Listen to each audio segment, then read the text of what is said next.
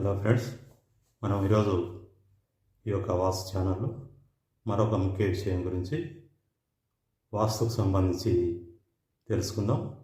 మనం ఇంతకుముందే అనేక వీడియోల ద్వారా ఈ యొక్క వాస్తు ఛానల్లో వాస్తుకు సంబంధించి అనేక విషయాల గురించి కూడా తెలుసుకోవడం జరిగింది. మనం గత వీడియోలో ఇంటి లోపలి బాత్రూములు వాస్తు ప్రకారం ఎలా ఉండాలనే విషయం గురించి తెలుసుకోవడం జరిగింది. మనం ఈరోజు ఇంటి బయటి అంటే మన కాంపౌండ్ లోపల ఇంటి బయట వాస్తు ప్రకారం బాత్రూములు ఎలా నిర్మించుకోవాలనే విషయం గురించి తెలుసుకుందాం. ముఖ్యంగా ఇంటి బయట ఈ యొక్క టాయిలెట్ లేదా బాత్రూములు అనేది మన ఇంటి బయటి ఖాళీ స్థలంలో అంటే మనం బాల్కనీలో కూడా నిర్మించేటటువంటి టాయిలెట్లు ఇంటి బయటి ఖాళీ స్థలంలోనే నిర్మించినట్లుగా మనం ఇక్కడ వాస్తు ప్రకారం అయితే భావించాల్సి ఉంటుంది. అయితే మనం ఈ కింద మనం ఇప్పుడు చెప్పుకోబోయే విధంగా ఇంటి బయటి టాయిలెట్లు అయితే ఉండాల్సి ఉంటుంది. అయితే ముఖ్యంగా నైరుతిలో అనగా ఏ నైరుతిలోనైనా బాత్రూములు వాస్తు ప్రకారం అయితే ఇంటి బయట ఉండకూడదు. అలాగే ఈశాన్యంలో కూడా బాత్రూములు ఉండకూడదు. మరియు మన ఇంటికి ఆనుకొని కానీ ఇంటికి దూరంగా కానీ ఈశాన్యంలో బాత్రూములు అనేది టాయిలెట్లు అనేది ఉండకూడదు. మరియు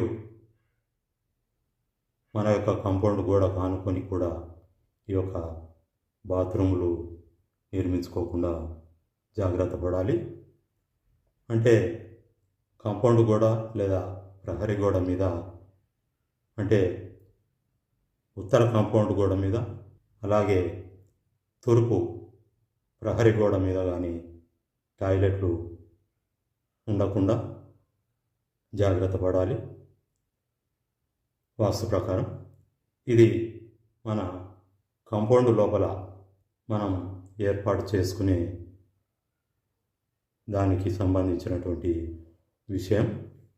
అలాగే మన పక్కన ఉన్న ఇంటి వారు కూడా వారి దక్షిణ గోడ మీద వారు బాత్రూములు అనేది కట్టుకుంటే అది మనకు ఉత్తర దిక్కు కావడం జరుగుతుంది. మరియు వారి యొక్క అంటే మన పక్కనున్న వారి యొక్క పడమర గోడ మీద వారు బాత్రూములు కట్టుకుంటే అది మనకు తూర్పు దిక్కు కావడం జరుగుతుంది. కాబట్టి ఇటువంటి పరిస్థితుల్లో మనకు కొన్ని సమస్యలు వచ్చే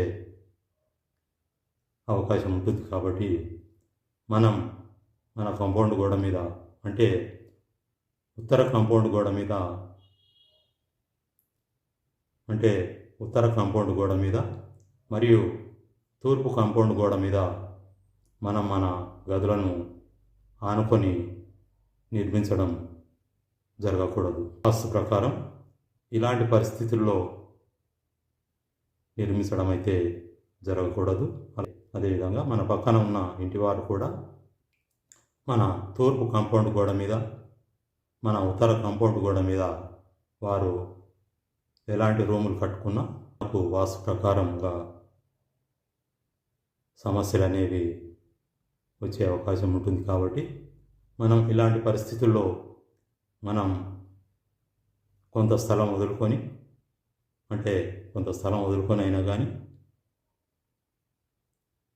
మరొక కాంపౌండ్ కూడా నిర్మించుకోవడం ఇలాంటి పరిస్థితుల్లో జరగాలి. అప్పుడే మనం వాస్తు ప్రకారంగా కరెక్ట్గా మన ఇంటి బయట ఇంటి లోపల ఉన్నట్లుగా భావించాల్సి వస్తుంది.